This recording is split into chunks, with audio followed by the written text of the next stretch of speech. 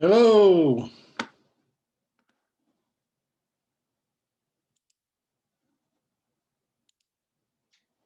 Sir, how you doing? I'm well.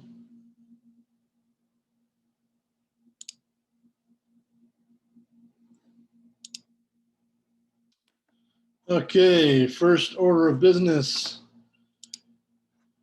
Does anybody have any questions about the homework from chapter 11? Somewhat. It's a really tiny little thing. What's I think that? it's number 11, maybe. Let me check. Yeah, number 11, number 3, or the third part of number 11. All right. Let's see, where's the textbook?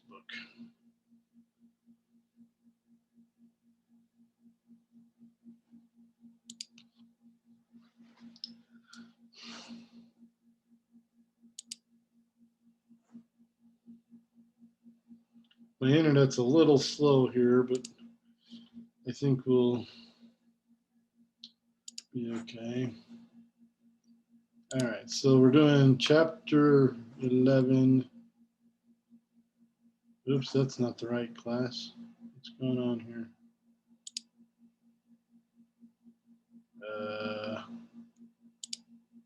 There we go. Chapter 11, number 3, you said? Number 11, Number 11. part 3. Number 11, part 3. Which has a greater buoyant force, a smaller object with a greater weight, or a larger object with a smaller weight? Well, remember that the buoyant force has a very specific definition, or a very specific Archimedes figured it out in a very specific way, and that is this. The buoyant force is equal to the weight of the fluid displaced by the object in that fluid. So here we have a small object that has a lot of weight to it, like we have a small lead ball or something like this, or we have a huge balloon full of air. Well, which one's going to have the larger buoyant force? If the buoyant force is equal to the weight of the fluid displaced, which one of these is going to displace a larger weight of fluid?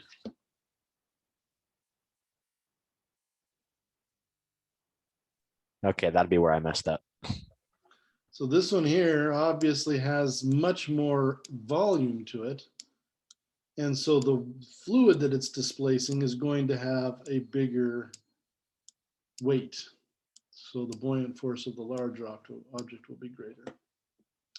And this is why things that float tend to be quite large compared to their mass, because they're usually filled with something that's very non-massive, like hot air balloons are filled with air, boats are filled with air, This is how this works. The buoyant force gets larger the more fluid you can displace. So, make sense? Yep, sounds good. Thanks. Any other questions from chapter 11 homework? None? All right. If we have no more questions, then we will move on to chapter 12, fluid dynamics. So in fluid dynamics, we're going to now look at what happens to fluids when they start to move. And this is going to include some ideas that we've already dealt with, things like velocity and potential energy and things like this. So it's like we're going to have a lot of new things to learn, but a lot of this stuff is also based on stuff we've already learned. So we're going to start off with this definition of flow rate. So flow rate is kind of like the velocity of volume. So you have an amount of fluid measured in a volume that moves by in a certain amount of time. So if you have a gallon every minute, 1 gallon per minute is a flow rate. In our physics world, of course, we're going to try to use cubic meters per second because those are the standard units. And if you wanted to visualize this, you could visualize like a pipe with some kind of fluid flowing through it, and you just take a section of the fluid that's flowing through it and call that your volume. The distance that it moves in a certain amount of time would be the length of that that cylinder there. And if you take that distance and you divide it by time, you're going to actually get the time that it takes that fluid to move that distance. You're going to get a velocity. And so you get a flow rate that's actually volume divided by time, but that's also cross-sectional area times distance divided by time, which actually is equal to the cross-sectional area of the pipe or the cross-sectional area of the moving fluid times the velocity of the moving fluid. And here they have the average velocity, which is just, you know, mathematically and practically correct. But this is another way to calculate the flow rate of a fluid, is if you know the cross-sectional area of the fluid and you know the average velocity of the fluid, and that works. This only works, however, if the fluid doesn't go anywhere else in this distance. So in this distance, it doesn't split off and you know, go into two different directions, or if some of the fluid is you know, lost to the system in some way. This only works for a kind of a closed pipe situation where the fluid can only go down the pipe. Here we do an example where we calculate how much blood flows in a human on average in a lifetime. So the heart pumps has a flow rate, an average flow rate of 5 liters per minute. And so flow rate is equal to volume divided by time. So we can actually calculate the volume by multiplying the flow rate times time, just rearranging that flow rate equation. And the time that we're going to take is going to be 75 years. And we convert that into, we're going to convert the liters into cubic meters, which is what they do right here. There's happens to be 1,000 liters in every cubic meter. And then we're going to convert that time into, we're actually going to do a time conversion from minutes to years, which is right here. This is how many minutes are in a year, so that we can divide out those years and minutes. And anyway, we get this volume of 2 times 10 to the 5th meters cubed. Hold on just a second.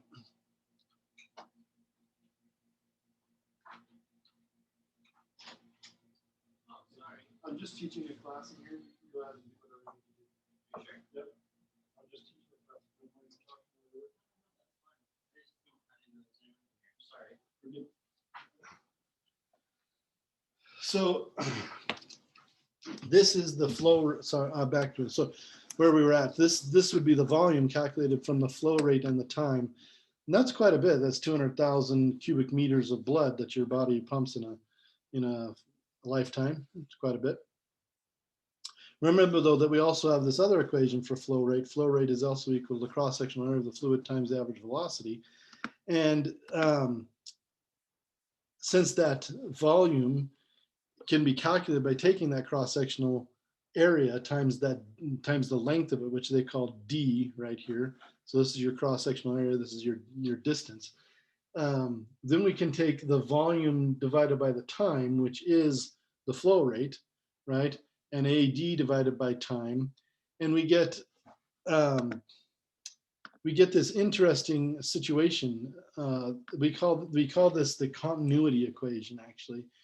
So if you're within an enclosed pipe, some kind of enclosed system where the fluid cannot escape and the fluid is not going to compress at all. So it's a pretty ideal situation, but there are quite a few things, quite a few natural and man-made situations where this works out fairly well. The flow rate will have to remain the same. And the reason for that is because if the cross-sectional area changes, then the distance that the fluid travels has to change because the volume cannot change. the volume of the fluid could only change if it gets compressed or decompressed, or if you lose some of it somewhere. So if you have those two conditions where the fluid flowing through a pipe can't leave the pipe, then this will always be true. And you get this situation where you have the flow at one point in the pipe is equal to the flow at another point in the pipe. And since the flow is equal to the cross-sectional area times the velocity, we get this equation here. And this equation is interesting because it teaches us something about flow and velocity and cross-sectional area and velocity. If you have a pipe that changes cross-sectional area, in other words, it gets bigger.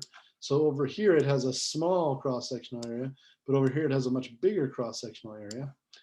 Well, you can see what's going to happen. This A1 times V1 has to equal A2 times V2.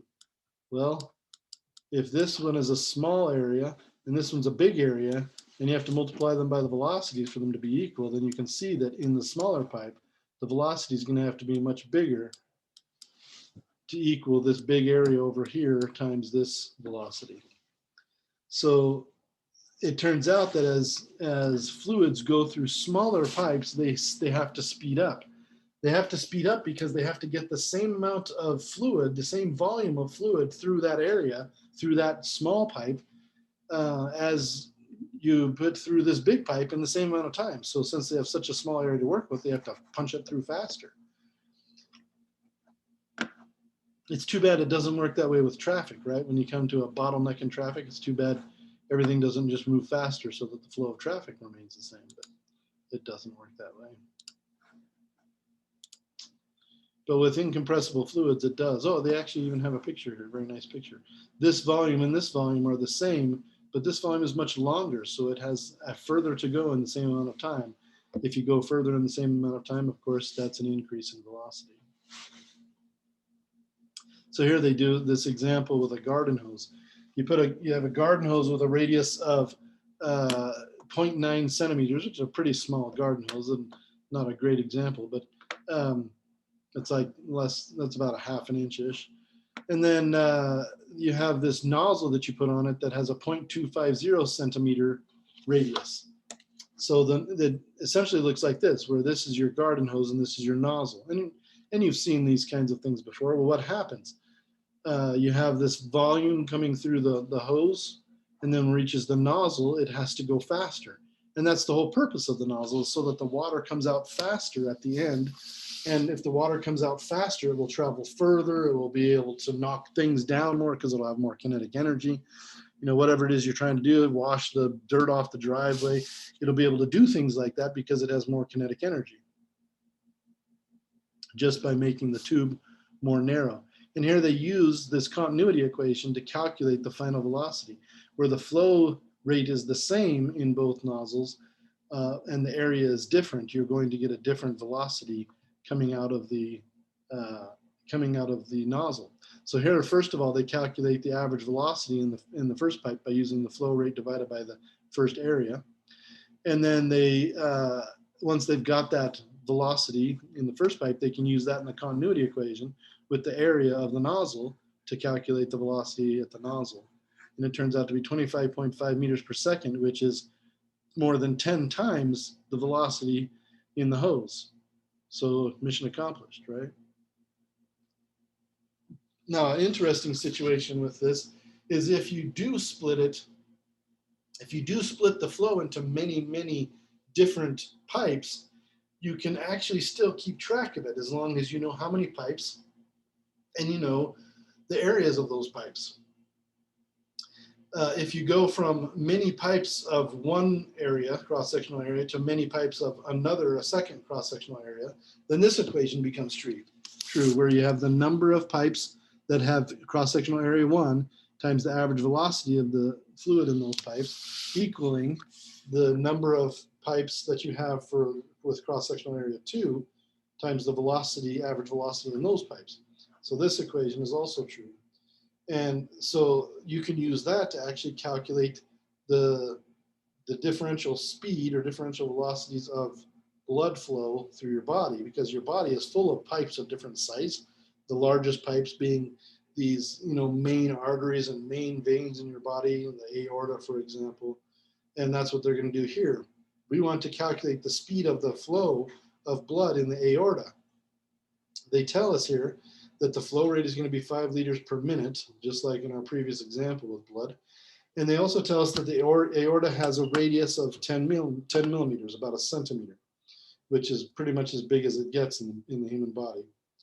The smallest blood vessels in the body are called capillaries, and they're extremely tiny. Let's see, they don't actually even tell us, they do tell us the average diameter of a capillary is 8 micrometers, so 8 times 10 to the minus 6. And they also tell us that the speed is 33 millimeters per second. It's actually really, really slow in those capillaries. Why is it so slow in those capillaries?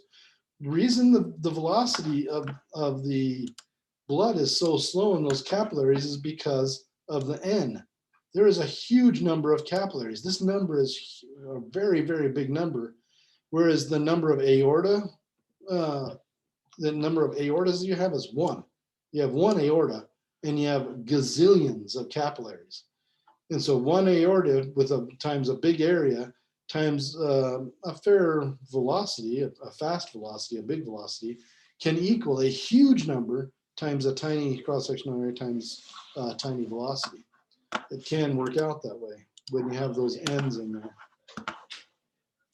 So let's go ahead and see how it works out. They take this, they're essentially taking this equation and solving it for N2, the number of capillaries in the body. The first thing they have to do is actually calculate the speed of the blood in the aorta using the flow rate equation. And in the flow rate equation, the flow rate equation gives us 0.27 meters per second, which is pretty fast. A third of a meter per second, that's like 1 foot per second. So the blood's moving pretty fast through the big blood vessels in your body. And then it branches out and branches out and branches out and finally gets to the capillaries. And if we solve this equation for N2 using the velocities that we now know and the ends and the cross-sectional areas that have been given to us, then we get this answer here, where N2 is equal to all this stuff. And we get 5 billion capillaries in your body, which is a lot. That's a big number. 5 billion is a number that very few people have any real understanding of. It's such an incredibly big number. That's the number of years, that's the number of times the Earth has rotated since it was created, if that gives you any kind of context, but it really doesn't. 5 billion is an insanely big number.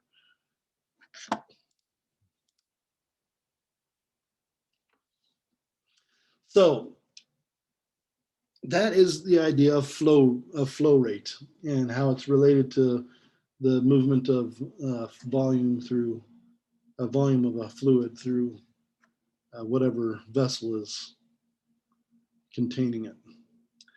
Now we have learned previously about energy, conservation of energy, work energy theorem, which is what this equation is. The work energy theorem being that the network equals the change in kinetic energy. It turns out that as fluid flows, this also occurs. There is this work energy trade-off, work energy conservation thing going on. And it becomes quite interesting, has a lot of really useful implications and interesting implications. So this is a great experiment to do at home. Does everybody have a piece of paper with them? I don't have a piece of paper with me. Actually, I do have a piece of paper with me. Everybody have a piece of paper with you? Grab a piece of paper, everybody. Yeah, I do. Okay. You're gonna do this experiment. We're gonna hold a piece of paper just like this in front of you. Hold it on edge here so that it's facing your face, so that you're just looking at the edge of the paper just like that, like I am. Then you're going to move your face to one side of the paper or the other, a fair distance, so that you can blow right past the face of the paper, the plane of the paper, without actually blowing on the paper. Before you do this, I want you to predict what will happen to the paper. If I'm blowing on the right side of the paper like I am here, what will happen to the paper? Everybody make a prediction out loud. What will the paper do if you blow here to the right side, the paper will do one of three things. It will either do nothing, or it will move one way, or it'll move another way. So which way do you think it's going to move, or do you think it's going to do nothing? What do you think? I think it's going to move away from my face. So you think it's going to move away from where you're blowing? Yeah, I think I'd probably agree. Okay, so both of you think it's going to move away from where you're blowing. So let's all do the experiment all together. Ready? One, take a big breath and blow. What did you discover? That's weird.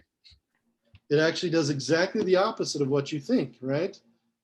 Instead of moving away from the air that you're blowing past it, it moves towards the air that you're blowing past it. And thank goodness it does, because if it didn't, every time you took a plane ride, you would crash into the ground as soon as you took off.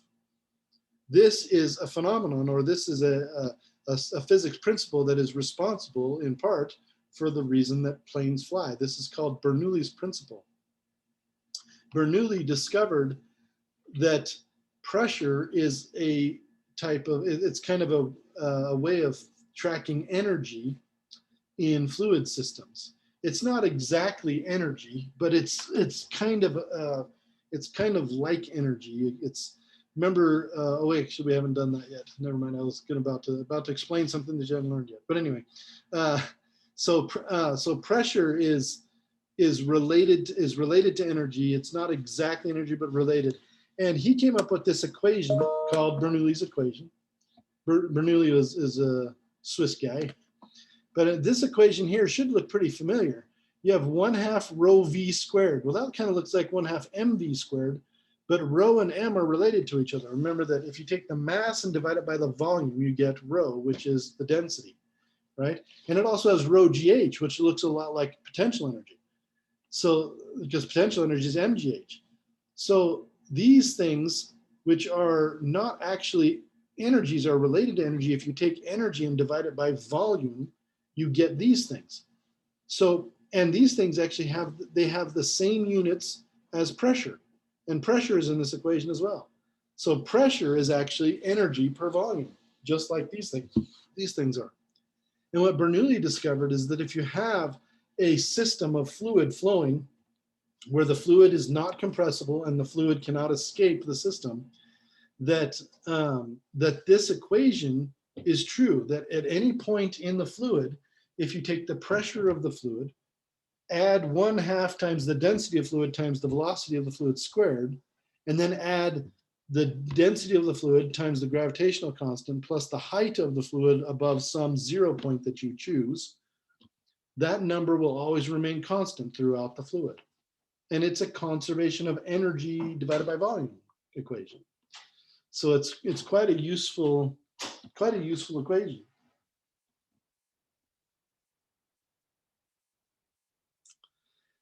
You can also write it like this, where you take all the pressure and the velocity and the height at point 1 and set it equal to all the stuff at point 2. But that means the same thing as this, just a more explicit way of writing it.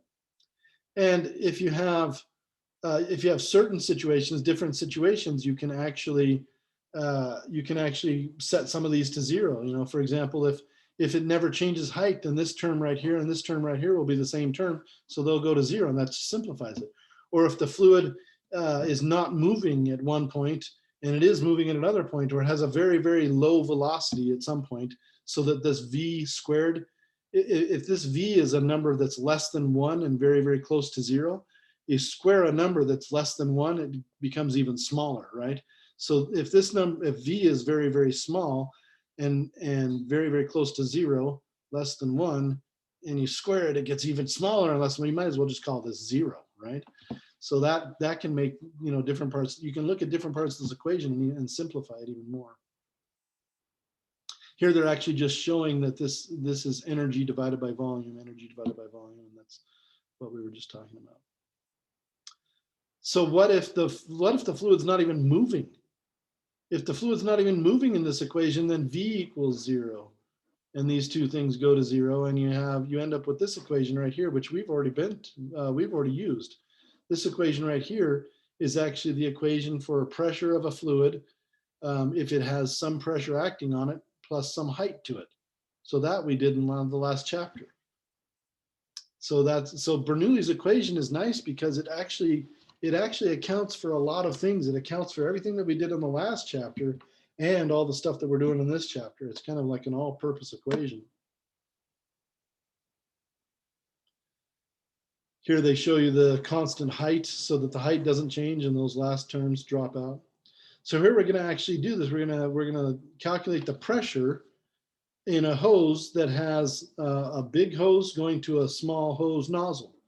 So this is the same example as before with the 25.5 meters per second water coming out of the nozzle and the 1.96 meters per second water in the hose. And they're telling us right now that the pressure in the hose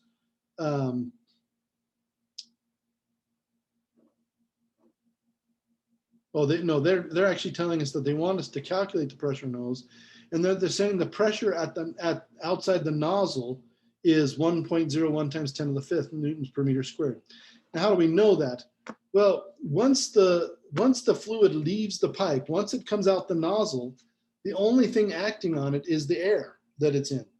And the pressure in the air is 1.1 times 10 to the fifth newtons per meter. So that's always true for any system that you have with fluids. If you have a system, a closed system where fluid is flowing through it, and then all of a sudden the fluid flows out of it, like out of a nozzle, then that fluid only has one pressure acting on it. Because when it's in the system, the only thing that's applying pressure to it are the walls of the system or the containing boundaries of the system. Once it leaves the system, it's whatever pressure is outside the system, which in most cases is just atmospheric pressure. So this is pressure. We could think of this as pressure 2 outside the hose, and they want us to calculate pressure 1 inside. Right. So pressure 1 inside. The full Bernoulli's equation, of course, looks like this if it doesn't change height, and our hose isn't going to change height. So we have pressure 1 plus 1/2 rho V1 squared, and they've told us the velocity inside the hose, so we can plug that in, equals pressure 2 1/2 rho V squared for 2 for the outside the hose.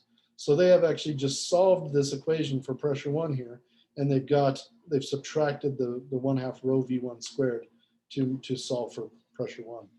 And then that's just stuff that we can plug in. Those are just numbers we have. And you can calculate the pressure inside the hose to be 4.24 times 10 to the fifth. And it turns out that the pressure where the water is slow is actually much higher than where the water is fast. And that is generally true for all fluids. When physicists say that is generally true, that means that it is always true.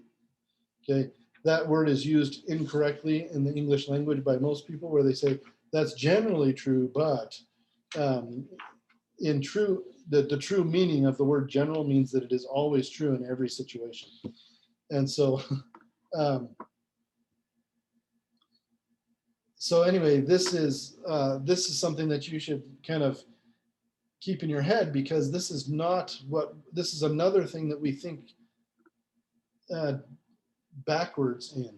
So if you have a situation like this, like that we just did, where you have a hose that has a large cross-sectional area, and then it goes to a nozzle where it has a small cross-sectional area, and you ask your average person who has never taken physics, well, you have this incompressible fluid that is flowing from here to here, and it also, none of the fluid can escape. Where is the pressure highest? Almost everybody picks right here. They say, well, the pressure is highest right here, which is not true. The pressure is highest here. And it's not just because we've made some assumptions. You can actually make a pipe like this, you can even run air through it, and air is compressible and it'll still work. And you could run some fluid through here and measure the pressure at both these points, and it will be higher here than it is here. And that really confuses people, because they think, well, but you have to squeeze all this stuff down into there. No, you don't have to. Because remember, the fluid doesn't squeeze from this big area down to this small area. What it does is it just moves faster through this area. And when it moves faster, it doesn't have as much time to push against the walls of the pipe. And the pipe doesn't have as much time to push on the air, because the air is moving past it really quickly. Imagine that pressure is, remember that pressure is force per area. So imagine that you have to run through a room of people that are trying to hit you with pillows or something, right? And if you just kind of casually stroll through the room, they're going to be able to hit you so many times, you might not even make it all the way through the room. Because you've gone so slowly, the forces can act on you more and more and more and more.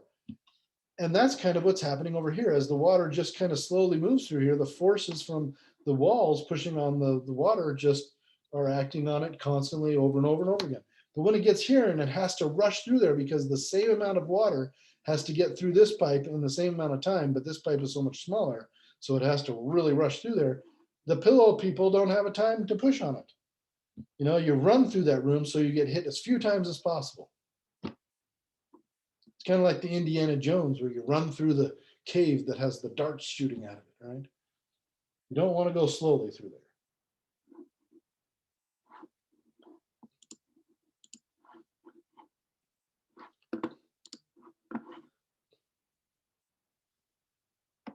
So that is Bernoulli's principle.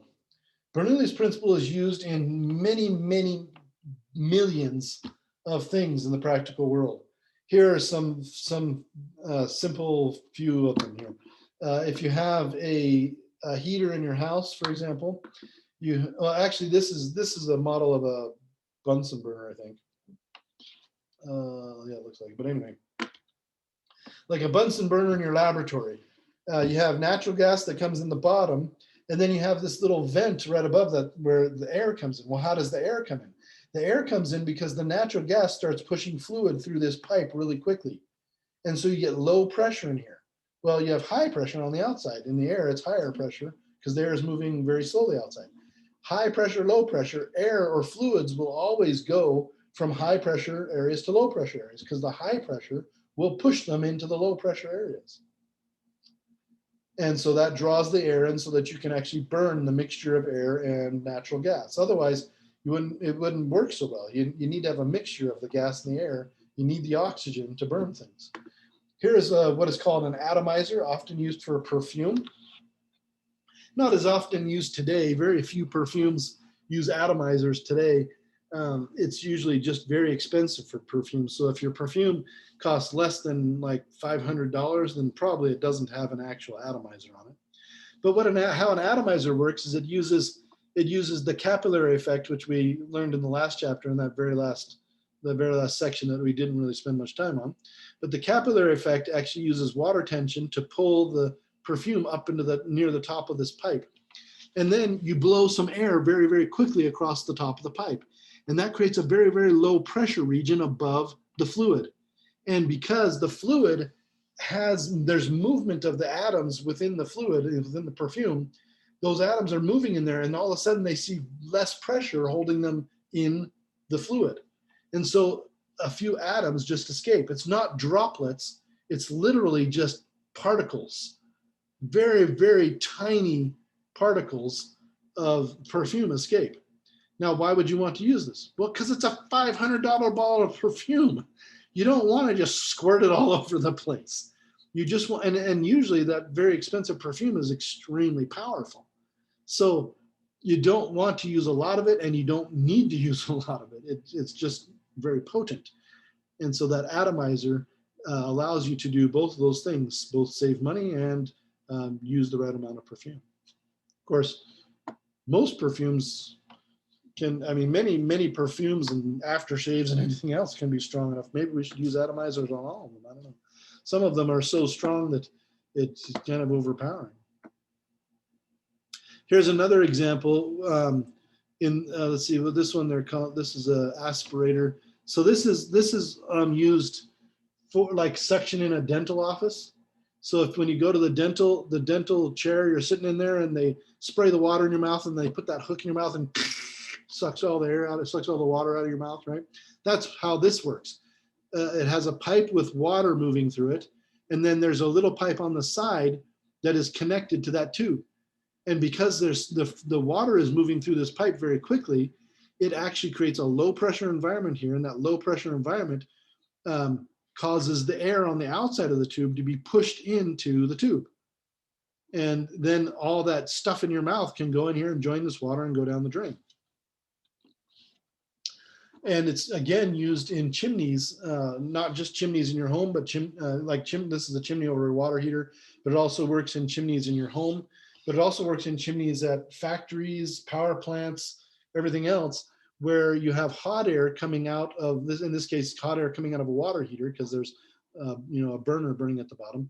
This hot air goes up into this chimney and creates this column of fast moving hot air right the middle of the column. But then the bottom of this chimney actually is open, and it draws in cool air from the basement or the house or wherever. And that cool air is surrounding the hot air, preventing the chimney from getting hot. And so you have that nice chimney effect. The chimney in my house is built this way. I have a vent at the bottom of the chimney, so as hot air goes up through the chimney, it draws cool air from the bottom and protects the chimney from getting too hot. All of this is called, this effect is often called entrainment, where the pressure going through a pipe draws in or entrains the air. It kind of brings in some other thing. But this is also why airplanes fly, right? So here's how airplanes fly. You have a wing shaped like this, and the air going over the top of the wing has further to go than the air on the bottom of the wing. And there is continuity here. In other words, this air has to catch up with this air. It wants to catch up with this air. So as it goes around the top of the wing, that longer path makes the air move faster, and it's slower on the bottom. The faster air is where the lower pressure is, smaller pressure. The slower air is where the higher pressure is. So you have high pressure on the bottom of the wing, low pressure on the top of the wing, which results in a force on the bottom of the wing, a net force on the bottom of the wing that lifts the plane up. So that is how Bernoulli's law helps planes to fly. It's also how Bernoulli's law helps sailboats to sail. You have the wind that goes around the front of the sail takes longer to get around, and the wind that goes around the back of the sail, it takes shorter time. It takes a shorter path, and you get a force on the back of the sail. And you can actually use a wing to propel a boat. Many high-end fancy racing boats have wings instead of sails. They're just a wing that stands upright.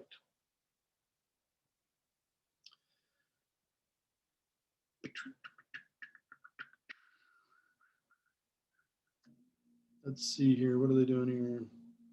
Oh, here they're talking about this is what's called a I can't remember what they call this in a plane, but this is a manometer, just like we had in the last chapter, but one end is closed and the other end is open. So if you put this on a plane and the air comes in this tube, it actually pushes on the water here and creates a height difference in the water. And then that height difference tells you how fast the air is coming in here. And that essentially tells you the relative speed between your plane and the air. The problem is that if the wind is blowing towards you, it also pushes on the air. So they actually have to take one of these and point, they have to have two of these, one that points forward in the plane and one that points down in the plane, so that it measures the outside air pressure, essentially. It measures the wind, the wind speed, essentially. And then you use both of those to calculate your speed in an airplane. Of course, most airplanes use GPS, but all airplanes still have to have these manometer devices in them. They're not actually using fluid in the manometer. It's actually a pressure device, but it's still used specifically so that you can know how fast you're going. Because if you don't know how fast you're going in a plane, it's very easy to go too far or to not far enough to not know where you're at.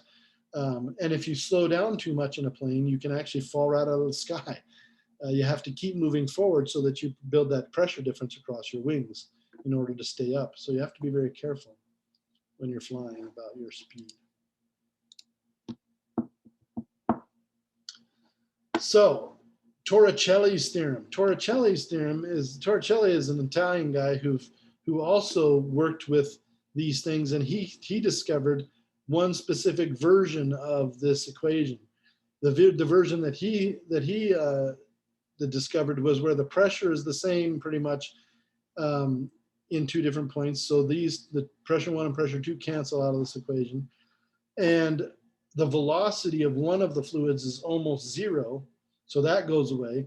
And because the pressures are gone, you have rho in each term. And so the rho's go away, all the densities of fluid go away. And when that happens, you end up with this equation here, where you can calculate the velocity. Actually, he didn't get rid of one of the velocities. Both velocities are still here. But here you have you essentially have 2 fluids at 2 different heights, and they're the same fluid and they're connected somehow. They're in the same system. They're at 2 different heights and they're moving at 2 different speeds. And you can calculate the speed of one if you know the speed of the other and the height between the 2 points. And this is perfect for water going through a dam, because when water goes through a dam, it starts out here at the top of the reservoir and it flows down to the bottom of the dam, which is the height difference. And then it comes out the outlet at the bottom at a different velocity. So the water up here is moving, but very slowly. And in other words, the reservoir is emptying a little bit as the water comes out the bottom of the dam. And the movement of it is very, very tiny for most reservoirs, but it's still moving. Down here, it moves very quickly. It can actually be moving hundreds of miles an hour, moving very, very quickly. But the pressure is pretty much the same, because the height of most dams is not really high enough to make a big difference in the air pressure outside. The air pressure is the only pressure pushing on the top of the dam, and the air pressure is the only thing pushing on the water as it comes out. So unless it's a really tall dam, and even if it's a really tall dam, it's not going to make that much difference, just because it's not that much difference in pressure. So we don't worry about those changes in pressure.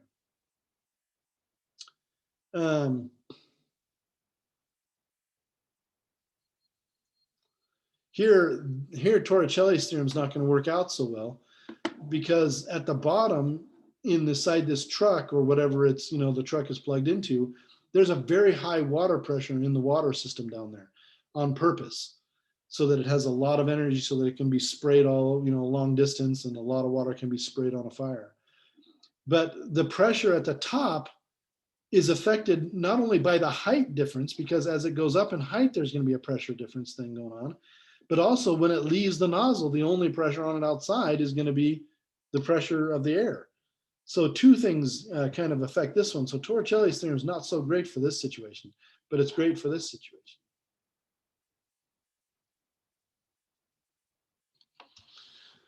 So here we're going to use Bernoulli's equation to do this problem. I'm not going to use Torricelli's theorem because we need the pressures. The fire hose is going to have a diameter of 6.4 centimeters. The hose is going to carry a flow of 40 liters per second. And the pressure on the inside of the hose compared to the outside of the hose, because they're saying it's gauge pressure. So this is the pressure above atmospheric pressure, is 1.62 times 10 to the 6 Newton meters squared. And that's a significant amount of pressure. That's 10 times the pressure from the atmosphere. The hose is going to go up a 10-meter ladder. It's going to have a nozzle with an inside diameter of 3 centimeters. We want to know what's the pressure inside the nozzle. So we need to use Bernoulli's equation for that, because we are using a pressure and we're calculating a pressure.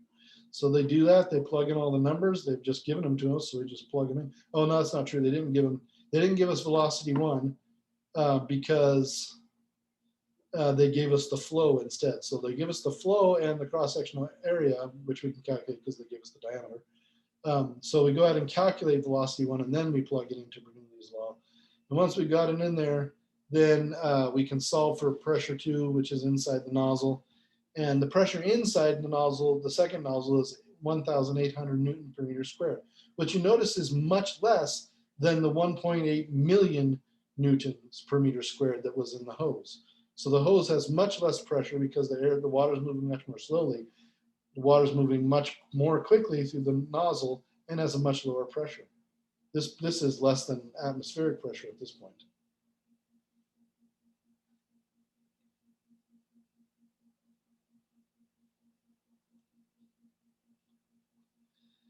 So,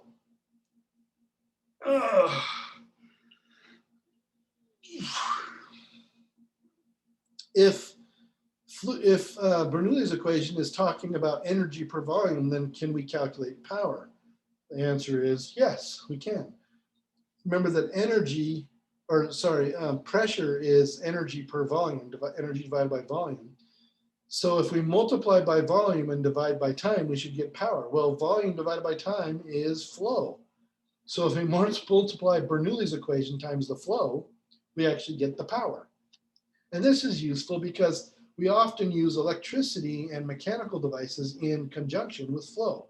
We use electricity to power a mechanical pump to create pressure, for example, in a fluid. So this becomes quite useful because then we can talk about the amount of power that's put into the electrical motor versus the amount of power put into the mechanical pump versus the amount of power we get out in terms of pressure. So that's quite useful. That helps us to kind of track the energy as it's moving through and see how much we're losing and so on and so forth. So here we're going to calculate the power in a moving fluid, which is the amount of energy it's carrying per second. We have a 6.4 centimeter diameter hose again, the fire hose. We have a hydrant with a pressure of 0.7 times 10 to the 6 Newton per meter squared. We want to know how much power the pump is going to supply to the water. Power is pressure times flow, right? Boom, done. 36.8 kilowatts.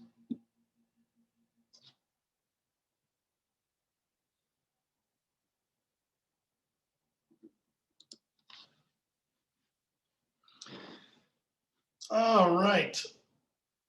Any questions so far about all this stuff? Nope, sounds good. Okay. All right. So now we're going to talk about laminar flow and viscosity. Laminar flow, as fluids flow, we like to think that they just flow in this nice, clean way. But here is a fluid, smoke coming from a candle, for example, or a match that's been put out. And you can see that it's not actually very smooth. It starts out fairly smooth, but right here you can see there's something that happens that is almost 90 degrees to smooth, right?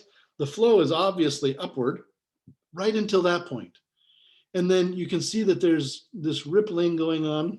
And then eventually it goes crazy. And who knows what caused it, but it's obviously not this nice, clean flow that looks like lines. Laminar means kind of conjoined lines. It means that there are multiple lines that are parallel. So multiple parallel flow lines is what we mean by laminar flow. Down here, laminar flow. Up here, kind of laminar flow. Right here, starting to be not laminar. Definitely not laminar. We maybe even call this chaotic flow. These kind of bends and twists and rolls and whatever in it are called eddy currents or eddies in the flow. And they happen because of some kind of perturbation. The perturbation can be external. In other words, somebody might have opened the door right here when this happened, or somebody might have been blowing across the room, or a mouse might have moved in the room and farted or something. Who knows what happened? Some little perturbation can come in there and cause a little tweak to the flow, and then it can amplify. But also, laminar flow can be disrupted from internal things. The flow itself can have movement, because it's stuff that's moving. It's in the end, it's atoms and molecules that are moving. There's interactions between those things, and they can cause these eddies. They can cause this perturbation that goes on. But you can also have friction within the system. You can have interaction between the fluid and the container that it's flowing through. And so that's also kind of internal to the system. It's not internal to the fluid, but it's internal to your system and has to be taken into account. So here's an example of laminar flow, even with friction. You have this fairly laminar flow with these layers, and this happens in rivers and oceans, where you have layers of laminar flow. Closest to the bottom, it's actually got the lowest velocity. Furthest from the bottom, it has the highest velocity because the friction is kind of propagating through the water. The friction affects this water the most, and then this water less, and this water less, and this water less, this water the least. as this laminar flow encounters an object, for example, maybe a bump or a rock on the bottom, then this laminar flow hits here and doesn't know what to do. Some of it may go up and over. Some of it may try to go down and encounter and run into the bottom of the ocean or bottom of the river or whatever. And so then it tries to go back up again, and then it creates these swirly gigs. These are called the eddies. These rotational things are the eddy currents.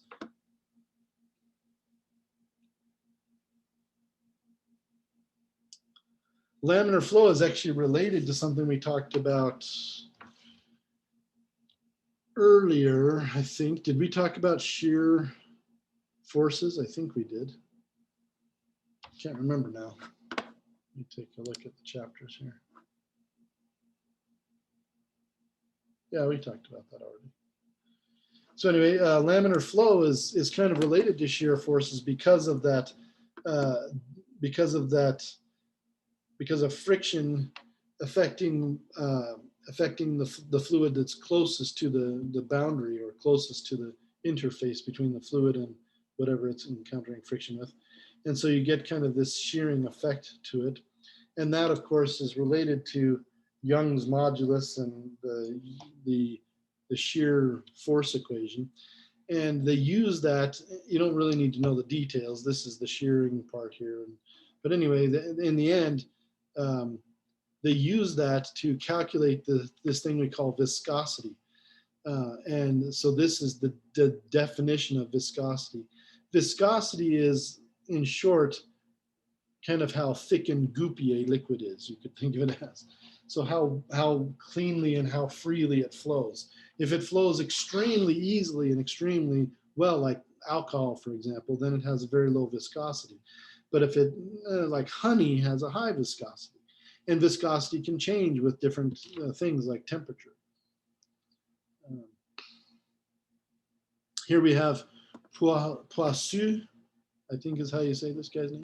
This one is always hard for me. Poiseuille's law, where you can calculate the flow in a fluid that is viscous, that has, well, let's see.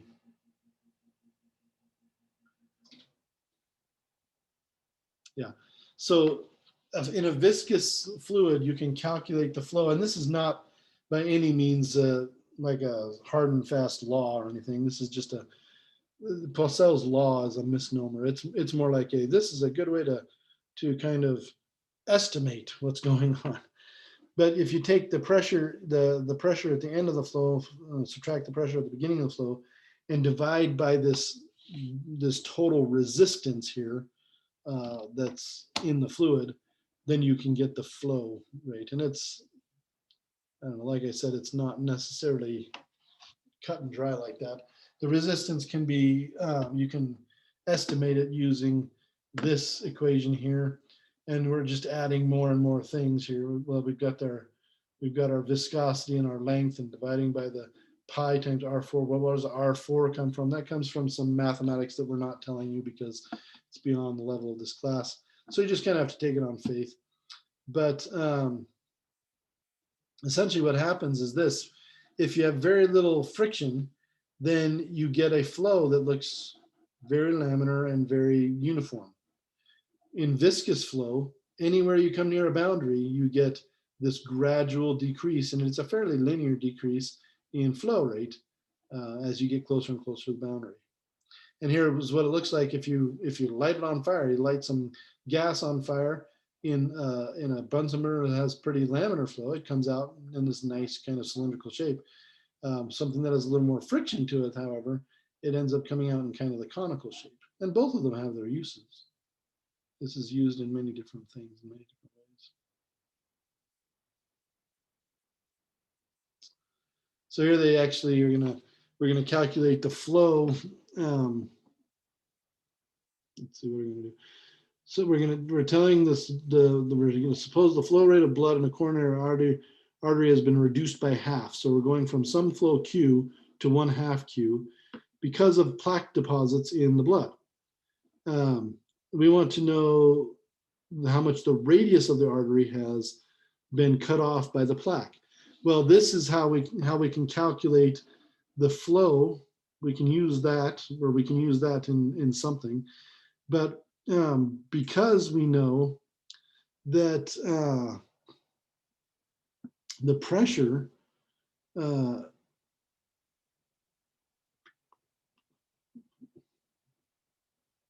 let's see here.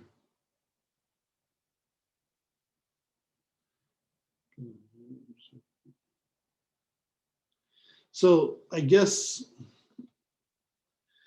what they're saying here, they're making an assumption here. They're making an assumption that this pressure difference is going to be the same whether or not the artery is blocked. And that's a fairly good assumption, I suppose. And when you do that, the viscosity of the blood is the same. The length, the distance is going to be the same. And pi is, of course, always the same. 8 is just a constant. So if you do that, then you can actually say that Q divided by R fourth is the same at both positions. And so that's how they get to here. And this is actually a fairly useful equation to use as well when you have that continuity going on. But here you get Q1 divided by R1 to the fourth equals Q2 divided by R2 to the fourth, and we're solving for R2, the radius of the artery. So go ahead and solve for that and plug in our numbers again.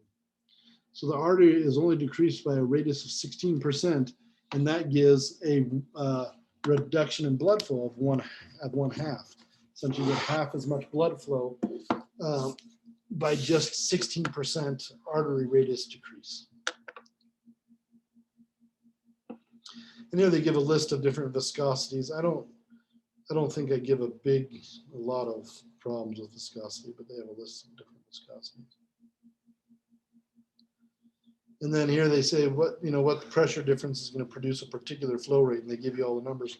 Again, you're gonna just plug in what they give you. They're giving you the flow rate, they're giving you R, they're giving you viscosity, they're giving you the length, and they want you to calculate essentially this P2 minus P1. They show it as just P2 on one side and P1 on the other, but it's the same difference. They actually tell you, I guess they actually tell you P1, so you plug it in over here. But calculate a pressure difference, or a final pressure of 1.62 times 10 to the fourth. So the pressure went up dramatically in that situation.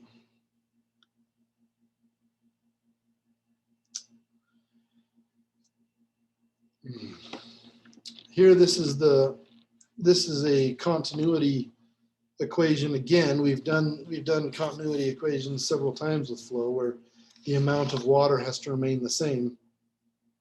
Well, in this case, we have this big pipe with this pressure in it coming out of the waterworks, and then goes into smaller pipes down here, all with different pressures. Now, so what we have to ask is, the pressure going to be greater in the big pipe or in the small pipes? Where's the pressure going to be greatest? Big pipe or small pipes? Big pipe. Go ahead. Is it the big pipe? You'd say the big pipe, right? Because we've done this example where you go from a big pipe to a small pipe, and the pressure is big here and small here because the fluid speeds up. But remember, we're going from one big pipe to 5 small pipes. So our continuity is going to be a little bit different, right? When you have many pipes here, you have to essentially multiply your pressure out by the number of pipes.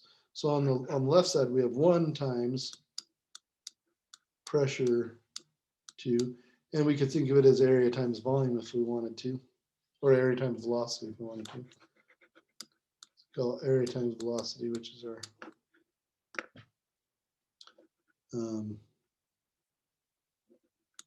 continuity equation.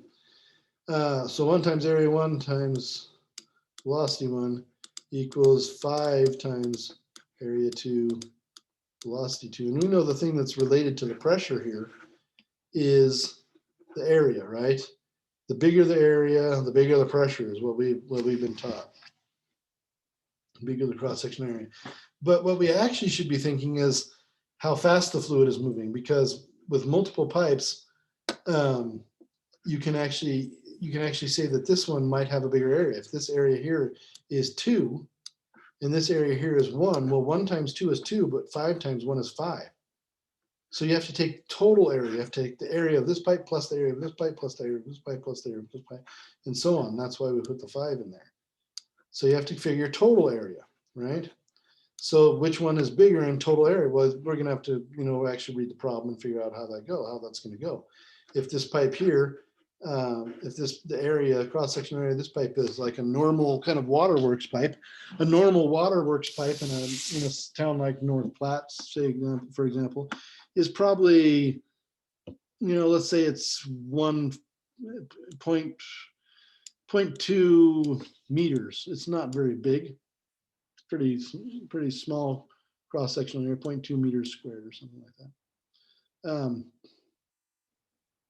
So that's our area, and we just have the one of them, right? And then we have velocity 1, and we're going to look at 5 houses on the other end, and the water line coming into your house is no bigger than an inch. So it's like, we'll put it down at 1 centimeter, so it's 0.01 meter squared-ish, somewhere in that range.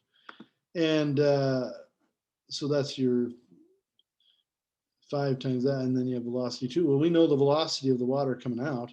The velocity of the water coming out is, if you just turn on your water main in your house, you're going to get probably 10 meters per second or something like that. Coming out pretty quick. Well, this is 10 times 0.01, which is 0.1 times 5, which is 0.5. So this side is 0.5, and this side has to be equal to this side over here. So we divide by the 0.2. 0.5 divided by 0.2 is 2.5, right? Well, this one's moving 10 meters per second. This one's moving 2.5. So the pressure here will be greater. The pressure is greater here. But if this one up here, instead of being 5 houses, was 20 houses, for example, then this would have been 20 times 0.01, which would have, and times 10. So this would have been 1 essentially, and then we would have gotten a bigger velocity there, much bigger.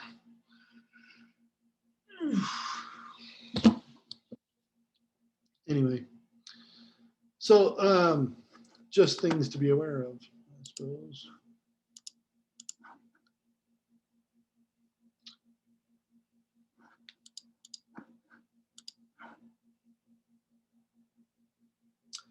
So how do we know turbulence is going to happen? Well, there's a way to estimate it, and that's what they're teaching us here. This is called the Reynolds number. And you can use the density of a fluid and the viscosity of the fluid, the speed of the fluid and the radius of the pipe that it's going through to kind of get a basic reconnoiter of when you're going to have laminar flow or turbulent flow. When it's got all the eddy currents in it and everything else, we call it turbulent flow. So you calculate this number, you plug in your numbers, and if you get a number for big N sub R that's below 2,000-ish, then the flow is going to be considered laminar for most parts. If you go above 3,000, then you're definitely going to be turbulent. If you're between 2,000 and 3,000, then it's kind of iffy. It's a little bit of each, not too turbulent, but not really laminar either. And that's just a number you plug in and calculate and call it good. It's really that easy.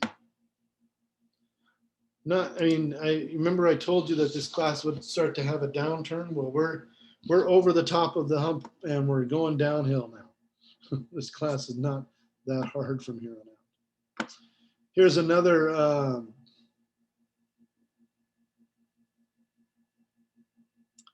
let's see.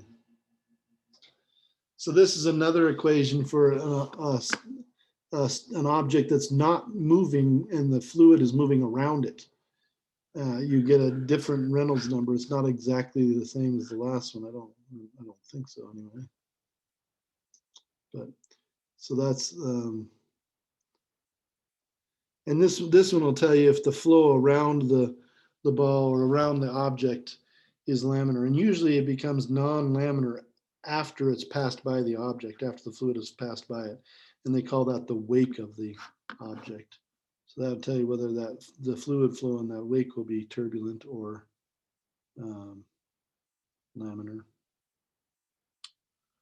So again, that's what it looks like here. And why would that be bad? Well, it's not bad in some cases. Some reasons, some things you want to have that turbulent flow, but some things you don't. Everywhere you get turbulent flow, the fluid is coming back and hitting your object over and over and over again. So wherever you have turbulent flow, you get high pressure because the fluid just stays there and keeps hitting, keeps running into the object. It also creates a lot of friction because of all that fluid going against your object. So if you're driving a car, you don't necessarily want turbulence all over the place, particularly under the car. You don't want any turbulence under your car because that would create a lot of force under your car, which would lift your car off the ground. So race cars actually build these vents that allow the air to go under the car very quickly. You want the air to go under the car as quickly as possible and with as much laminar flow as possible to prevent any buildup of force or pressure under your car so it doesn't lift your car off the ground and flip you over. It keeps you kind of stuck to the ground. And then you build up more turbulence over the car. And so you put, a wing up on top of the car and create some turbulent flow. And that will actually press the car to the ground and keep it stable. With things like the Formula One cars, that's so essential to those things. They're going 250 miles an hour around turns, and 250 miles an hour is unstable in anything, no matter what you're driving. So to make it as stable as possible, they actually purposefully create turbulence over the top of the car using different wings and things sticking out of the car, whatever else, and they create that turbulence to keep it on the ground at 250 miles an hour. If you've ever wondered, many people believe that the reason that the race cars are shaped like they are is to reduce friction and drag so they can go faster. It's not really that true. It is part of the reason, but you can get a pickup truck which has like no aerodynamics at all. You can get a pickup truck to go 150 miles an hour, and if you put the right size engine in it and the right engine in it, you could probably push it to 200 miles an hour. The shape of the car is mostly designed to create laminar flow under the car and turbulent flow on top of the car in certain spots, and then also for some aerodynamics as well, to keep it stable and everything. This is what is called an airfoil, and it happens to be the type of shape that creates the most amount of laminar flow around it as fluids flow around it. And that's why many boats, like if you look at a submarine, it's shaped like this. Airplanes are shaped like this, and cars are often shaped like this, where you have kind of a bulbous front and it tapers off towards the back. I think this is the last section. Yeah. So here we're talking about diffusion, and I don't think I give you any problems on this, but here they talk about the distance, the average distance that something can travel in a certain amount of time in the diffusion process using this diffusion constant. And I find that's so obtuse. They don't give you any proof of it. They don't work it out because it's way, way beyond what we do in this class. But and that's one of the reasons I don't really cover much of it, because we're not really teaching you physics here. We're just giving you a formula. But diffusion is a thing where you put two liquids in the same, diffusion is where you have two liquids sitting next to each other and there's no barrier between them, and the liquids aren't moving at a macrocosmic level. There's nothing causing them to mix, but then they mix. And this is happening in our bodies all the time. You have all kinds of fluids in our bodies that we're not forcing them to mix, but they mix anyway. And there are many things that cause them to mix. The individual movements of the individual particles within the fluid, so the microcosmic movement, that is driven by temperature, but also there are other things involved. And so this is kind of their physics way of trying to explain the physics side of that process. Really all sides of it are physics sides, but it's, I don't really enjoy it that much. It does play a role in other processes in the body and in plants and other things like that. Diffusion actually plays a very important process, but again, doing the math and the physics of it is just a little bit obnoxious, to say the least.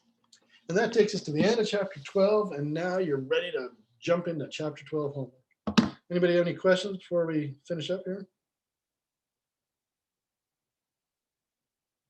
No, I don't think so.